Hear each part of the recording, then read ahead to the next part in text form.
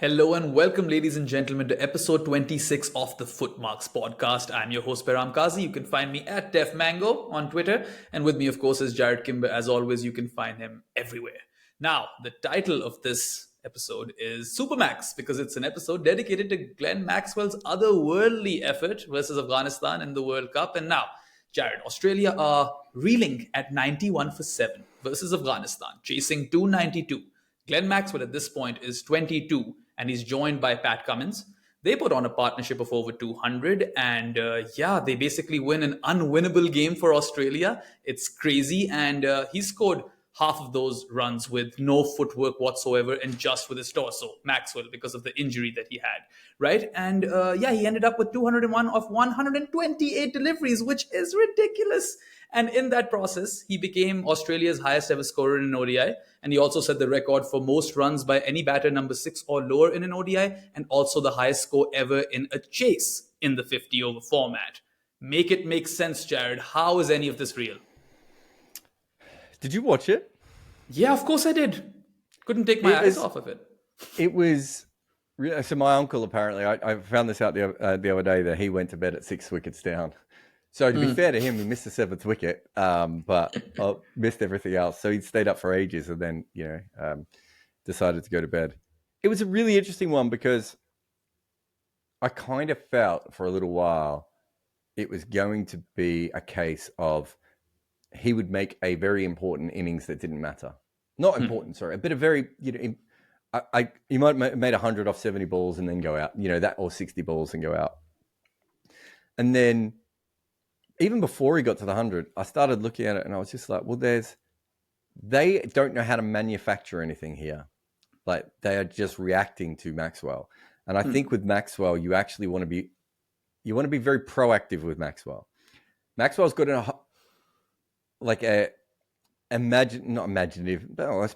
creative mindset. And actually what you want to do with Maxwell is you want to give him lots of different kinds of looks and ideas and everything. And so he can try and beat each one of them. Right. And that's not what Afghanistan were going for. Yeah. And all Cummins had to do was block at the other end. You could already work out the maths. Like it didn't matter if he, made 4 not out, right? Like they were going to get pretty close to this score. It really is like, what are we, a week and a half on from when it happened? Probably exactly a week on. Yeah, it must be. Was it Monday or Tuesday or Wednesday, whenever it was? It's Tuesday. It's a long tournament, this. Anyway. It still doesn't quite make sense. And like I watched it and was fixated by it. And yet it was just such a remarkable moment in one-day cricket. And, I was at the 2019 final, right? So I've seen some things and I've seen some incredible innings. I saw Josh Buttler batting in the West Indies and, was at the 2003 final as well. I've seen some fantastic... And I've seen Maxwell make 100 at the SCG. Like, I've seen my stuff. That was just on another level. And I don't think that... I think there's a lot of people saying it was the best innings of all time at that stage. I don't think a week on, I'm like, we probably amped it up a little bit too much. It may not be the best innings of all time, but it absolutely 100% has to be in any conversation for it. I mean, we're going to have that conversation towards the end of the podcast, but that SCG 100 was also against Afghanistan, wasn't it? No, SCG 100 he made against Sri Lanka in a quarter-final, I want to say, in 2015. He did score 100 versus Afghanistan. I do remember this. I don't think that wasn't... was that... Yeah, because he's only made 100 not in World Cups, hasn't he? Yeah, I think it was Adelaide. Afghanistan, Adelaide. Might have been. Might be wrong over straight here. Up, but are you sure? Was that not a T20? No, it was a 50-over World Cup. I think it was the one in 2015 in Australia. Nah, that was definitely Sri Lanka. Oh, well, I might have gotten that one wrong. But yeah, anyway. I think it was the quarterfinal again. The only reason I know is because I was there. The quarterfinal was versus Pakistan, in which Rahat Ali dropped that catch. That I remember. Oh, was it? Oh, maybe I'm getting confused then. But I'm just having a look. He made 100 versus Sri Lanka. 102 of 53 balls at SCG. And it was incredible. Like, I remember fighting with... you're right. It was a pool game. You're right. But but they made 376. I remember fighting with Sam Babal, who was my editor, who refused. I wrote an article about how ridiculous that innings was. And I think, I wrote it like he was a cartoon character, and Cricinfo wouldn't run it. And I was really, really upset because they wanted something more serious. And I was like, it wasn't serious batting. Like, do you know what I mean? It wasn't like that. It was just remarkable. And to think that is now not even close to the best innings I've seen him play in one-day cricket, it just tells you so much about Glenn Maxwell and what he can do. I mean, it's ridiculous that he scored the fastest ever 100 in a World Cup in this very edition. And that's not the innings that we're talking about in this podcast. It's the double 100. But anyway, Glenn Maxwell, whilst on tour in this World Cup, he got a concussion after falling off of a golf cart, right? And I remember you tweeting, ban golf. Well, those golf skills came in handy, in Maxwell's six hitting. And has that changed your opinion, Jarrod, on golf? No, golf should be banned. Yeah, I mean, you've got Johnny Bairstow and Glenn Maxwell. So I don't mean more for injuries. I mean for all society. Okay, well, there's that. And, they say fortune favors the brave, and Maxwell did enjoy his fair share of luck in this innings. Of course, he was dropped twice, and one of those catches was a dolly, right? Mujib should have hung on to that. In fact, if it was any other cricketer other than Mujib. I was going to say, was it a dolly for him? Because I'm not sure. Have you ever seen Moneyball? Yes, I have. There's a great line in Moneyball when the guy he moves to first base for the first time, and he says, "What's your biggest fear?" And he says, "A baseball being hit anywhere in my general direction." Right? And Mujib, a friend of mine said, "Oh, that's got to be fixed." And I was like, I've seen him drop like 8 of those catches in my life. Like the amount of times Mujib has managed to drop a catch that simple it's absolutely remarkable at this point. The other one was more of a miscommunication, wasn't it? It goes up in the air, and I think, I could be wrong, but I think Rashid called it, but he wasn't the closest to it, and then he didn't go for it. Then obviously the other fielder was it Nabi? No. Was it Hashmatullah? It might have been Hashmatullah, actually, you might be right. But whoever it was just a little bit slow moving, and it would have been a freakish catch if he'd taken it in the end because he was out of position. But let's not forget that Noor Ahmed, Maxwell starts to walk. He is so convinced he's out for an LBW when he sees the replay, and it's bouncing over the stumps. So yeah, it had fortune. Most of the best sort of like Stokes' innings, right? Stokes should have been out LBW. Does that make Stokes' innings worse, right? Botham's innings, all those sorts of great rearguard innings, especially when you're attacking like that, generally come with a sense of luck involved in them, because you shouldn't be able to attack the way that you do and not get some luck along the way. Yeah, absolutely. I mean, in all of those great knocks, there is some element of luck. Very few of them would be chanceless. But what I was trying to get at was, 2 dropped catches. Then, of course, that LBW review that you mentioned, he was given out, but he reviewed, he survived. He also nearly departed on that hat-trick ball of Umarzai, right? Yeah. I mean, they did appeal. They did review it as well, but it had hit the bat or pad. I can't remember exactly. No, it hit the bat. You're right. Yeah. And I think because it died before it got to the keeper, they assumed that it hit the pad. Brilliant ball, though. There's another small one as well, which is when he runs out Marnus. That would have been, he ran out Marnus. It would have been very, very easy at that stage for Marnus to just say no. And Maxwell would have been absolutely sold up the river if that had happened. So there's all these micro moments that could have gone that way. But I think when you go through especially the great limited overs innings, it's far more common than you would ever care to admit. And people don't like to, in the moment, everyone's like, oh, it's not a real, it's like, well, wait a minute. Like, we've seen this before. Let's chillax a little bit. These things are part and parcel of the game. And of course, they say fortune favors the brave for a reason. But what I was trying to ask, building up to, at least with all of this stuff, is that, after all of this luck, Australia were also like in a really dire position. So the luck coupled with Australia's position, do you think that has or did empower Maxwell to play the way that he did? Is that the reason? For sure. Yeah, for sure. I mean, the luck probably, but honestly, it was more the position. Like, what else are you supposed to do? Like, as someone who's played a lot of cricket, you just get to that point where, and I've played those innings myself, where sometimes you attack, sometimes you defend, depending on the match situation, what you're trying to do. But there's no pressure on you because the pressure is already gone. The game is over, right?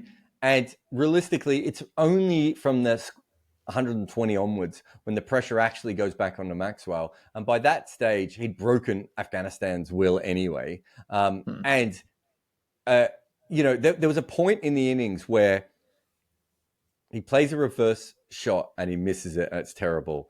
Then he gets half a bat on another reverse shot. Then he gets an inside edge back through his legs, and he's laughing, right? Yeah. And he wouldn't have been doing that in a normal innings. He's doing that because he can't believe he's got this close, and now the luck is going his way and everything else. And that is a perfect case situation of just a player getting to that point and kind of feeling like, look, if I go out, I've already made 100 and I gave him a fair shake. And no one really expected this to happen. That is not a thing you would see in a normal innings. And if he played those same, I think it was 3 shots in the space of an over, maybe even 2 overs, when he played all those shots, if he'd done that in a normal game, right, in a normal chase, the pressure of the situation would have got to him a little bit more. It didn't get to him because he still wasn't really expecting to pull that off. Yeah, very true. And I like how you said reverse shot, because it wasn't a sweep. It was more like a reverse slap. And only Glenn Maxwell could probably do that, right? Because we've seen other people. There was one where he got it went past first slip. Do you remember the one? Mm-hmm. I'm not talking about the great one that he hit everywhere. Yeah. There's another one where he just got there was a little period, and I reckon now, looking back on it, it's probably when his body starts to cramp up, right? Of a little period of where he just plays a bunch of bad shots in a row. And it's probably because he was thinking, I'm about to fall apart here. And then somehow he pulls through that and goes on. But just before it got really, really bad, his technique fell apart. And it fell apart later, but it fell apart a way later that actually helped him. Whereas early on, it was not helping him. Yeah, I think someone had tweeted that I want to have whatever Glenn Maxwell had. And I was like, well, he probably had pickle juice and some painkillers and a whole lot of beer afterwards. So I hope you didn't drink beer afterwards, because that would not help the dehydration. But I see your point. Do not try that at home. We are not promoting or endorsing this. But anyway, another fun stat is that Maxwell scored about 69% of his team's runs, and that's quite remarkable. And in that partnership with Pat Cummins, he scored about over 88% of the runs, 179 out of 202.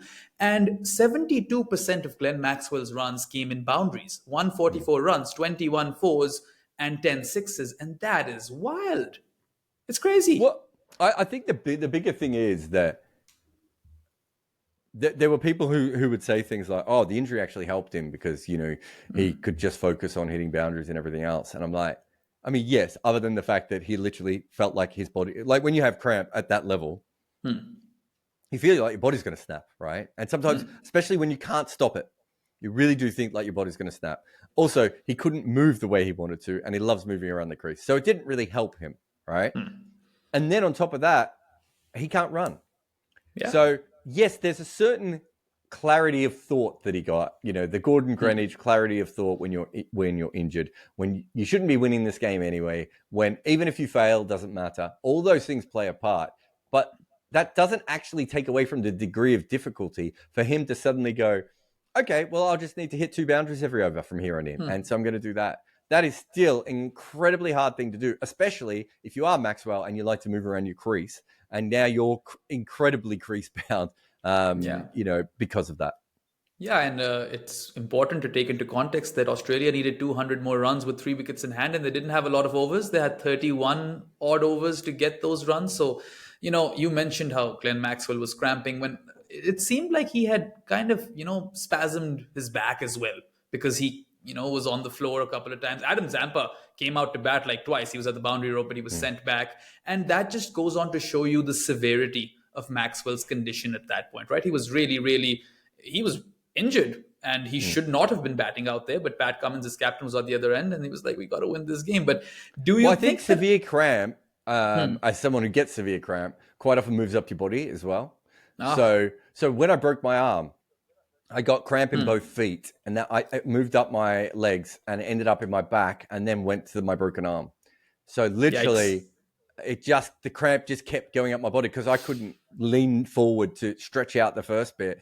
So, and you really, for those who've never had, and I'm talking about severe cramp. So when I get cramp in my calf, which is probably where I get mine the most often, it feels like sometimes the bone is just going to snap. Now, it isn't. right? Well, I hope it doesn't. I've never actually looked into whether you can do that, but I'm hoping it doesn't. But that's how much, and it gets in your brain. And then it's not just that your body gets gnarled up, which is obviously an issue, especially if you're an international player in the middle of a cricket game. It's also you start to panic because you can't control when it's going to come, right? So it's not a normal. It's not like the Gordon Greenidge injury or the Rick McCosker injury or the Elise Perry injury, and we've seen obvious who else. Rizwan had it, and was it another player in this tournament had pretty bad cramp as well? I mean, England, the entire team was cramping in one of those games. I can't remember which one it was. The South Africa game, I think. So, look, we know that other players have had it, but those other players didn't make a double century while they had it, right? Like, you need to also factor in that he was still whacking sixes while this was all happening. I mean, I've had a cramp, and sometimes when I'm asleep and it, knocks the living daylights out of me. I can't sleep after that for a bit because that's how much it hurts. And this guy's out on a cricket field playing a World Cup game and doing the unthinkable. Like, this is still mad. Every time I think about it, I just cannot believe that we've actually witnessed this. And like you said, you were there for the 2019 World Cup final. And yet this is one of those things that, is outrageous. And I don't think I've ever seen anything quite like it on a cricket field. But here's what I want to ask you. Do you think Afghanistan missed a trick over here by not making Maxwell move more? Maybe some wide Yorkers, maybe some bounces. I mean, you kept bowling it in the slot, and okay, fine. There's a big slot over there, right? Glenn Maxwell has powerful wrists, so the slot zone is bigger than other batters, and he just doesn't need to do much. But yeah, I just feel like they could have done more, the Afghan bowlers. I mean, they could have, but this is what happens when you start to panic in a game like this, right? Like, I think people always look at it from their sofa. It's, as someone who's worked in the game, and I saw our team do this in a much shorter time frame of, I've talked about this a lot on the podcast before, but the Darren Bravo game when Darren Bravo does something that is just absolutely extraordinary. And you don't expect, at least with Maxwell, it's, you expect it, right? Like, no one's expecting Darren Bravo to suddenly come in and have a strike rate of 380, or whatever it was in that particular game. I can't even remember. You don't even expect Dwayne Bravo to do that, honestly. 380. Do you know what I mean? So it was, I watched the team go from playing really smart cricket to making maybe one mistake. And then from there, they couldn't pull it back. And everything they did that they thought, okay, well, we'll try this now, didn't work, right? And it's all well and good to go, they should have bowled. I always think you should bowl short to Maxwell, right? Because even though he, especially when he's in a mood, I think he can put good pressure on him. But they only have one frontline seamer, right? They really only had one seamer they probably wanted to bowl short. Because Omazai, as talented as he may be, I really think that if you had a bowled short to him, you're looking at a 30-run over, right? Like, maybe you'd say, well, it's worth it for the wicket, but they were probably thinking, well, it's not. They were playing very conservative cricket all the way through this tournament, right? To suddenly think that they were going to go out there and do all that sort of stuff, I think is probably a little bit unrealistic. Right. To see them go that way. For the wide Yorkers, let's have a look. Where are we here? I'm just trying to bring it up. Oh no, I've got the length wrong. I never got a chance to look at all this, but it was something that I definitely wanted to look at. But if we look at what the seamers did to him, so he faced. He didn't face that many balls off the seamers altogether because they only had one full timer in there. So wide outside off stump and full, they bowled 7 wide Yorkers. Would you like to know what his strike rate was off those balls? What was it? 350. Holy shit. So they did try it. They tried it 7 times. And he got a couple away for 6 and got a couple away for 4. Was my memory of that. So it's funny. We don't remember that now. And there's a reason you don't bowl fast Yorkers to Glenn Maxwell wide of the off stump. Why is that? Because he reverses. And you're actually bowling into one of his hitting zones. And yes, he was cramping up, and you might argue, well, at that case, you don't go for it. They bowled 6 short balls to him as well, and they bowled another 7 back of a length balls. The back of the length balls got smashed. The short balls didn't. You could argue that they should have bowled a few more bounces, but they bowled 6 short balls out of about 30 balls, which is a way higher ratio than you would normally see, right? Yeah. So they did try those things. Interesting. But, we're never going to remember that because we just remember the reverse sweep and everything else. And you've got to remember, with the wide Yorker, chances are you will bowl a wide. And also in the case of Maxwell, he has 2 shots he can play off that. Earlier this tournament, was it the Sri Lanka game? No, who did he break the world record against? Netherlands. Yeah. He plays a shot in that game from a wide Yorker where he picks it up off the front foot and lifts it over backward point for 6, right? And he can play the reverse sweep. It's not a negative place to bowl to him. Plus, he's a Victorian cricketer used to bowling on bouncy wickets. He is used to the short ball. I always think it's worth bowling the short ball to him. But also, I've seen him, hook 2 and 3 sixes in a row as well. There's no ball that you can bowl to a guy in that kind of thing. I think that what they should have done is maybe, as I said before, give him different looks. So one ball, maybe 2 balls in a row, you bowl back of a length in at his body from wide on the crease as a seam bowler, right? And then the next ball, you go around the wicket and you bowl wide Yorkers outside off stump. And then you bowl a Yorker at leg stump. Then you go back over the wicket again. You get close to the stumps. And, you try and bowl a straight length ball to him at the top of all. Give him, that's what I would have done. But again, it's very easy to say that. That is not nothing I've just said then is a normal plan. And they weren't ready for that, right? They would have been in, I can almost explain to you what would have happened with Afghanistan. They would have started off by going, well, this can't last. He should have been out OBW. He should have been out caught twice. This will finish in a little while. Then they would have got to a point where they're just like, okay, we're going to have to start trying things. Then he would have hit a bunch of boundaries. Then they get to the point of, oh my God, we're not going to be able to stop him here. Right? Yeah. That's a very normal thing that we see in those kinds of innings. But you know what usually happens, Behram? Is eventually he hits the ball straight up in the air or Pat Cummins goes out and then they run through the guys at the other end. Right? That's usually what would happen in that situation. Did not happen. Yeah, I mean, it was an absolute spectacle. And I mean, the conversation at that point was how much of a net run rate bump will Afghanistan get? The conversation was never that Australia are going to pull off a heist. So yeah, they've been robbed, the Afghans. And Maxwell is also the first batter to score a double 100 who is not batting in the top order. And this, I think, is really interesting, right? Because, I mean, forget top order, he was batting at 6, right? And that just makes this more incredible. They're all openers, aren't they? Everyone else who's ever made a double 100, is that right? Yeah. And, we don't know what the future of ODI cricket is. It is a dying format. We don't know how much of it is left. But even if someone goes on to score a double 100 in the second innings of an ODI, I doubt that anyone's scoring it, at number 6. I mean, that has to be an eternal record at this point. I suppose the way that T20 cricket has changed things, we would have to say that if one-day cricket lasted another 15 years, maybe someone would do it again. But it feels like it would need to be an equally fluky situation, right? And I don't mean fluky as in he didn't have any skill, but I mean something's happened and you're chasing 400 or something, or your top order's gone, and you just sit there and go, okay, I'm just going to sit here swinging until they get me out here, or something like that. Where a rare confluence of events happens. But yes, it's remarkable that it happened chasing. It's remarkable that it happened from number 6. It's remarkable that it happened 7 wickets down. Like, the further you go down the list, the more check points. Checkpoints, checklist, whatever, tick box. Yeah, you know what I'm trying to say. Checkbox. That's what check boxes. Yeah, as that old phrase has always been. That you start to tick off because it is just so weird.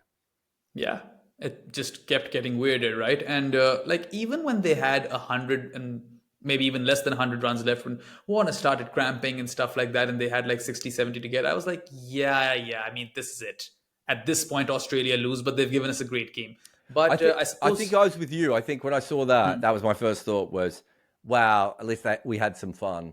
And I thought he'd have to come off the field because I thought his cramping was that extreme. I knew he could get past it because I know how cramping works, but I thought it's too bad he's going to have to come off the field. And I was like you. I was like, well, this will be an innings that, a few cricket heads will remember, but no one else will ever remember. And it just did not do that. No. This is a cricket innings that no one will ever forget. It's etched in not just World Cup lore, but just ODI cricket lore. And there could even be a case, I know we're going to talk about it later, but this could be the greatest limited overs innings of all time, really. But of course, that's a different conversation, probably would require a separate podcast. I think it would be unfair if we do not talk about Pat Cummins in this podcast. I know it's about Supermax, but an unbeaten 12 of 68 deliveries, soaking up all of that pressure and cheering Maxwell on the entire time. This is the longest that Pat Cummins has ever survived in an ODI innings. And, he's mastered, or well, he not long ago mastered that chase in the Edgbaston Ashes test, right? With Nathan Lyon. So he's becoming quite dependable at this chasing thing. Yeah, pardon me. Look, the thing with Pat Cummins is he can bat. His record is actually way more. Like, I would say he should be a better bat than, say, Mitchell Johnson, right? And Mitchell Johnson was really good in certain situations, but I think Mitchell Johnson's record is probably far superior to Pat Cummins. And I think Pat sometimes, when he bats, gets a little bit in his own head. He gets into, sort of weird funks. He's not a very good player of spin, so this was a really interesting innings for him. He kind of only has two modes, Cummins, usually, which is slog or defend. But he can do both of them quite well. But look, it was fantastic. And he probably scores more, of course, if Maxwell can run, because they would have changed strike a little bit more. So in some ways, they played it more like a test innings where you're playing with the tail than they would have normally in one-day cricket. But yeah, look, Pat Cummins has now played quite a few innings. I was there when it wasn't long after he came back the first time, and he was playing for the Thunder, and they were batting him at number 7, and he played a brilliant innings that day as well. Maybe he hit 20 or 30, and some beautiful striking. And I remember thinking, if he actually got injured again, went back work on his batting, he could bat at number 7 for Australia. And it's never happened. But as you said, I think being a captain has given him extra focus with the bat. He also, while being captain, moved Mitchell Starc ahead of him in the order because Mitchell Starc was batting better than him. So there's no ego there. Like, he's doing what is best for the team. And I think that's one thing that we've seen from him a lot. It's a hilarious innings. Because I think, was it on Cricinfo's MVP ranking? They had him as like minus 1,000 or something, right? and yeah, it was the second best innings that Australia played. Yeah, definitely. Because what was the next best score? 24 or something? I'd rate. I can't even remember. 12. Yeah, I'd put that ahead of that other innings or whatever. He was definitely the second best batter on the day. And it's interesting, right? Because you mentioned the whole captain thing and how he's shouldering more responsibility and there's no ego. If you remember, when we were doing like Ashes podcasts, we talked about Pat Cummins' pragmatism. And that's what we kind of saw in this game as well. There was a very clear plan. Okay, don't run. I'll block out an entire over. Then take your chances. And I think that was tactically great move. And the fact that Maxwell had his skipper at the other end, that would have helped Glenn as well. Yeah, I think, Maxwell... Generally, I think Cummins said afterwards that Maxwell's going to be Maxwell, so you don't really do much. And look, everyone I've ever known who's worked with him, and obviously I've worked with him as well, that's kind of what you do, right? You let Maxwell be Maxwell. But I think having Cummins at the other end allowed him just to be like, well, if the captain's saying it's okay, then I might as well keep going. Also, from an Afghanistan point of view, you do not go into a one-day international assuming that you're going to have Cummins at one end and Maxwell at the other. Like, it was a bizarre situation in what was already a very bizarre situation to have. Maybe looking back on it, they put in a couple of slips for Cummins. A close-in catcher. He likes to prop on that front foot a little bit. Maybe a leg slip for Noor Ahmed or someone, or Nabi. Those sorts of situations a little bit more. Not that they didn't have some catches in, of course, but give Cummins a completely different thing of like, okay, well, we know you can't play spin bowling very well in limited overs cricket. We're going to give you a complete in and out field. There's going to be 5 guys on the boundary and 4 guys around your bat. Right now, what do you do? But again, that's going back to the whole. We can now look at it and we know that Maxwell's going to make 200, so we have to stop him making 200. That wasn't really the case watching this innings. Yeah, not at all. And you said bizarre, but I think everything that we witnessed that day was like 2 or 3 notches above bizarre. And the only other ODI that comes close, 2 ODIs come close, is the 438 chase by South Africa. And then there is the 2019 World Cup final. And then there's this game. Those are the 3 craziest games I've ever watched in my life. But Coming back to Glenn Maxwell now, you mentioned that he's a bit of an outlier in World Cup cricket, given that even before this double hundred, he was the fastest ever scorer in history of the tournament, right? And outside World Cup cricket, he has 100, of course, as you mentioned prior, and in World Cup cricket, he has 3. And you just, beg to ask the question that do higher stakes bring out the best in Glenn Maxwell? Well, you'd have to say no, right? Because he's as good as he's been in T20 cricket. It's not like he's dominated the IPL every year, right? He hasn't had like an AB de Villiers or Joss Butler like career in the IPL. So I would say no. And that sounds absolutely bizarre, but I just don't see how you could make that claim. I think that Australia's never quite understood how to handle him. And a lot of this goes back to Andrew Symonds. And I don't think I went into it in the piece because it wasn't that kind of piece. But Australia spent years trying to slow Symonds down because what they wanted was someone who would score around about a run a ball at an average of 40. Because they didn't understand that the ability to score at average 30 at a strike rate of 140 can give you just a dimension that, no one's going to ever bowl to Andrew Symonds again. And they tried to do the same thing to Glenn Maxwell. And I think if it wasn't for T20 cricket, they would have, right? I honestly think that the reason Maxwell could do what he wanted is Australia was no longer his most important employer. He had 2 important employers. And one of them was and especially, Glenn Maxwell spent a lot of his career working with Trent Woodhill, who's obviously David Warner, Shane Watson, Virat Kohli, AB de Villiers, but he's known as Steve Smith's, batting whisperer, right? And Trent Woodhill is a madman. And I say that because he's a mate. But I think that Trent pushed Maxi to go as hard as he could, as often as he could.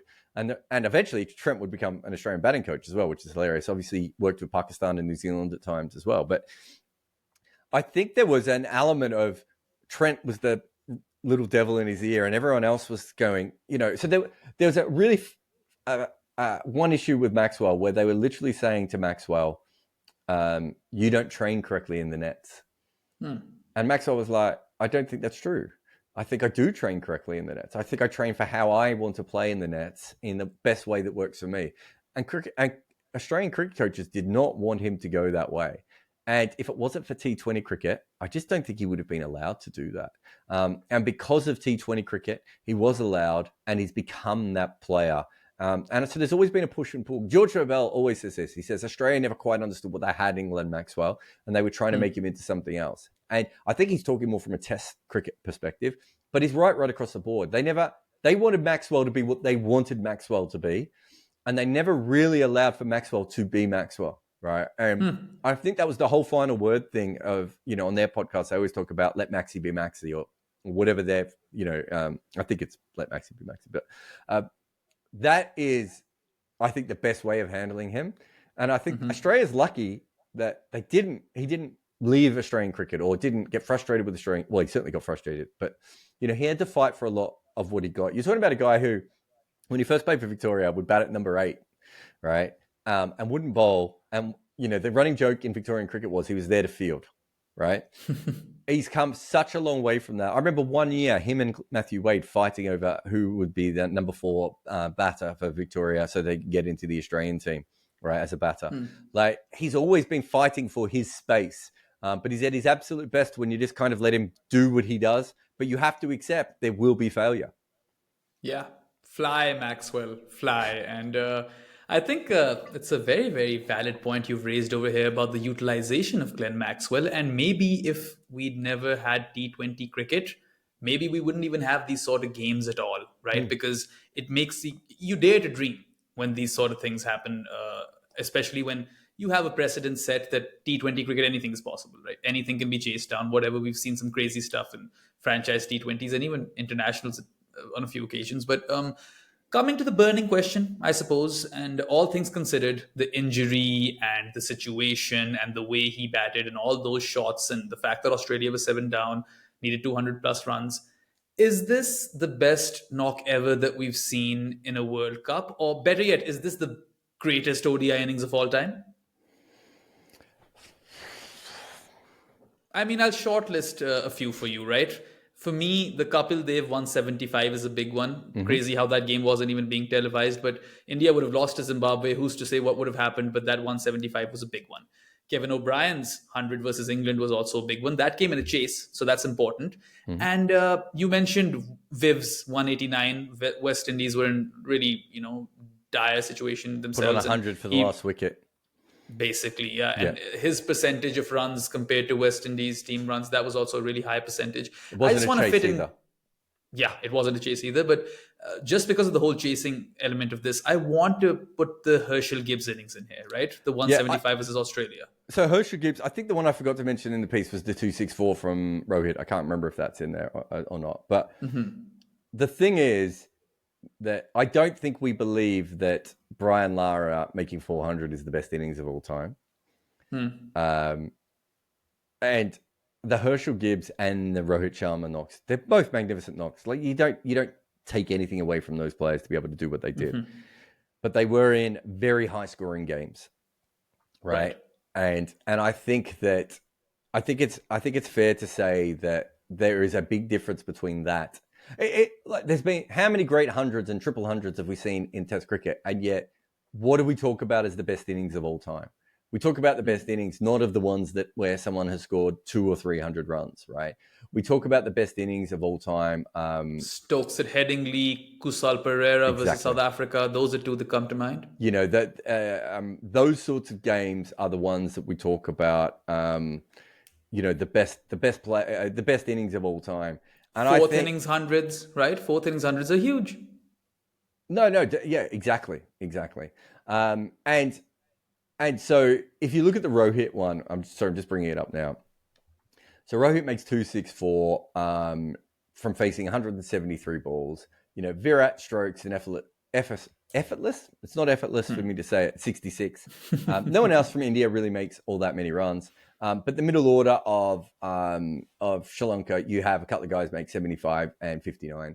Clearly a batting wicket where India just are so far on top in that game that, they just absolutely dominate a little bit. That's not to say that it shouldn't deserve to be in the top 10, right?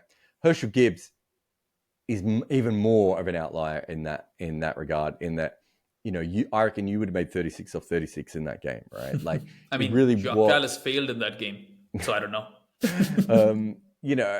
That's because he would have got a nosebleed scoring at the rate of that game. So I it's not that I don't rate those innings, because I think they were absolutely fantastic. And you can throw Martin Guptill's 200 in from the World Cup, AB de Villiers against the West Indies. There's been some fantastic innings. Chris Gayle also scored a double versus Zimbabwe, I believe. Yep. Very few of those games, though, was all the other things that are stacked up against Maxwell, which is having to bat with the tail, having to be injured, having to be chasing, all of that sort of thing. Losing lots of wickets. So, the Rohit game, for instance, right? There isn't really a lot of pressure on Rohit in that situation of, let's have a look. They lost a wicket at 40 runs. They lost a wicket at 59 runs, and they lost a wicket at 276. So maybe a mini collapse in the middle, right? Yeah. And that's about it. You can't compare that to being 91 for 7 in a World Cup game that you pretty much have to win. Not 100%. It's a bit more like the Kapil Dev game. It's kind of in the middle ground a little bit there. But you pretty much have to win. And you're miles behind, and you're going to lose that game, right? That's a whole different pressure. Also, you lose a couple of wickets in a bilateral game, or even if you're chasing 400 odd. If Herschel Gibbs had lost a bunch of wickets around him, it didn't matter because it wasn't that important a game, right? So I just think from that perspective, it is very hard to put those innings against it. And I throw in I put in AB de Villiers and I put in the Martin Guptill innings. I'd also throw in the first double 100 by Sachin Tendulkar. All of these are absolutely fantastic knocks, and I think they deserve so much credit, and we should be talking about them forever. But the level of difficulty in those innings, I don't think actually rivals what we saw from Glenn Maxwell, what we saw from Kapil Dev, what we saw from Kevin O'Brien. And then you throw in the World Cup final innings, which I think are really, really interesting as well. Gilly versus Sri Lanka. But again, first innings, squash ball controversy. even though that is not a doesn't matter. controversy. Oh my God. That's not. I don't know why they made that into a big thing in the first place. Because they But lost. yeah, I think you're... Yeah. I think the Gilly one is like any World Cup innings. So what you had Gilly there, you could put Ponting in. You could put in Clive Lloyd's innings. Collis King's was a fantastic innings, especially Collis King doing it without being that kind of player. Like everyone else we're talking about is kind of a bit of a legend, right? And that's not quite the case in that particular game. So yeah, I Aravinda, think, there's Aravinda as well. Yeah, exactly. Aravinda, another fantastic inning. So there's so many of those kinds of innings that that I thought were a little bit different. You know, but like I'll just bring up the Herschel Gibbs one now. So when Herschel Gibbs goes out, yes, they're chasing 400, and obviously no one really expects that. But they were 299 for 4, right? That is not the same as being 17 for 5 against Zimbabwe on a green top, right? Yeah. That is not the same as needing having lost all your top order and you're chasing over 300 against England in a World Cup final like Kevin O'Brien did. It's certainly not the case of what Maxwell had to do here. Those are just more difficult. And there's a reason why we tend to say the best innings of all time are in the fourth innings, because generally there's so many things stacked up. And here you have, he's batting with the tail, he's 200 runs behind. There's a time limit on the amount of runs he needs to score. He gets cramp. He has to change his batting style all the way through. There's just so many layers to it that I find it hard not to put it up at that absolute top level of performance. And, you know, I think that it's almost the Rohit, Herschel Gibbs, Sachin, Guptill, AB de Villiers innings are separate. And then almost the World Cup final innings are separate again.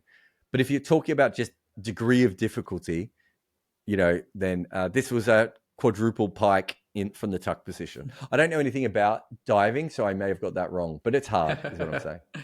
Yeah, no. I think all the things that you mentioned over there, the fact that Australia were 91 for 7, they needed 231 odd overs. The guy at the other end getting injured. Yeah, the guy at the other end wasn't making any runs, and they couldn't run between wickets, right? There were so many different things happening. Yeah, and I mean, his condition was he was handicapped at one point, and yet his shots did not end. He defied all those laws of physics, and I think a big one over here is that, sure, you mentioned that it's a World Cup game, but here is a game in which Australia could really fuck up their chances, right? Things could really go south from here if Australia lose by 150. I think it's very similar to the Kapil Dev one of, in the end, neither of those games are the reason they went through to the next round. Right? But at the same time, if they had lost to Afghanistan, remember, Bangladesh made over 300 against them the following game, right? It gets a little bit more interesting. And it's the same with the Kapil Dev game of, they won the next game against Australia. But if they'd been bowled out for 80 against Zimbabwe, maybe they wouldn't have won the next game against Australia. Like, you know, confidence and all these sorts of things play a part in how you play your cricket. And that's a very fair argument to have. I would say in the Kapil Dev innings and the Maxwell innings, the only other thing I would say is I think it was very hard to bat early. I don't think it was very hard to bat late because Zimbabwe went on to bat pretty well in their second innings in their game. And obviously Cummins wasn't really troubled all that much. And Kevin O'Brien's one is a little bit different in that it was a pretty good batting wicket. It was just that he lost his top order and he's from an associate nation and he only ever played 3 incredible innings in his life. It just happened to be that one of them was that day. And, you know, so there's all these different variables. And I love the Viv Richards innings as well. But my point would be, Behram, that it would be hard to say that this doesn't profile as an innings that could be the greatest ODI knock of all time. And I think that's an important separate thing. It would be very hard for anyone to wipe this off. I saw people saying like, it was against a bunch of a farmer's attack. And I'm like, half of these bowlers are ranked in like the top 15 ODI bowlers in the world. And his team was 91 for 7, right? And other people going, well, he got dropped and he didn't get that DRS, whatever. And it's like, yeah, that's pretty common again when you're playing these kinds of innings, right? Like almost any time you make 100, you expect to be dropped. We never talk about that because people don't like it, right? But it's actually really true that or you get an LBW that should have been given and the umpire didn't give it out, or or something else happens like that.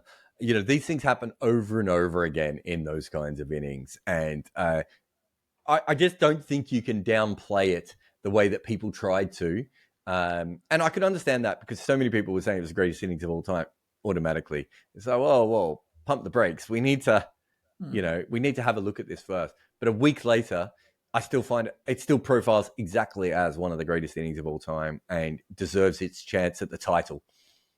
Yeah, I mean, when I was viewing it and after, like, you were left a bit numb, right? After that viewing experience. And I thought to myself, is this the greatest ODI innings of all time? We discussed it in our group. In fact, I think we were discussing it for the next 3 days or something. But yeah, I mean, you've presented a solid case over here. Of course, all our viewers and listeners, whatever medium you're watching or listening to this podcast on, you guys can decide for yourself. But for me, I mean, I'm going to go out on a limb here and say that that was the greatest ODI innings of all time. And dare I say, it might also remain the greatest ODI innings of all time because we don't really know how much longer this format is going to last. But yeah, thoroughly entertained. One of those World Cup moments, those magic moments that will forever remain etched in history. We're never forgetting this. The highlights reel, ICC, if anyone from the ICC is listening to this podcast, can you please make a video of each four and each six and each drop chance and LBW Every shout ball. off Maxwell? I mean, I think they missed the trick by not just putting out every ball as a highlight reel for this because... And also, what you would do is you wouldn't just show every ball. You would stop to show the cramps and him smiling and everything else. It was... I don't know what they did for their highlights packages or anything else. But look, I know the video that we put up on this topic has, I don't know, 450,000 views. And the reason being is we captured the moment, I think, quite well. And it's not an easy moment to capture because it was...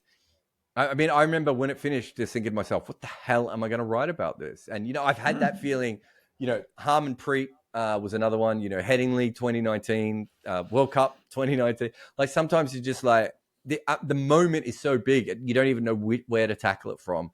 But the truth is that we haven't seen many things like this ever in cricket. And it was I would always say it was a remarkable 24 hours, right? Like people couldn't let it go. It just stayed with people. And let's also point out here that it would have been equally fantastic if Afghanistan had beaten Australia and put themselves in position to go into the semi-finals of this World Cup. It's a weird situation looking back on it, but had Maxwell stood on his stumps before that last ball and then Zampa and Hazelwood been bowled out, it still would have been fantastic, right? Yeah. Like it was drama in every single sense of the word. And, it was drama when Afghanistan were dominating. It was incredible when they stretched their innings out to get it to 291 and everything else. And we haven't even talked about Ibrahim Zadran making the first 100 for Afghanistan in a World Cup. It was in the middle of them playing all those great innings back to back and chasing and everything else. And I think part of maturity of being at a World Cup is also having your heartbreakers on the other side, right? Like Afghanistan have a pretty good heartbreaking story now. We didn't make the World Cup semi-finals because Glenn Maxwell played one of the greatest innings of all time. But I'm sure when they'll retell it, they'll say the greatest innings of all time. Yeah, and ICC definitely needs to make a movie on this. And put that highlights package out. Let us enjoy because it was pure theatre. And one of the finest innings ODI cricket has ever seen. And I mean, it is the finest for me and whatever it is for you. But it was great fun talking about it. And thank you to everyone for tuning into this episode of the FootMarks podcast. We'll be back next week. That's all for now. And on a final note, all I'll say is that Mohammad Rizwan said, sometimes it's cramps, sometimes it's acting. Well, on that day, it was just motherfucking Maxwell. That's all there was to it. And on that note, we'll say goodbye. See you guys next week.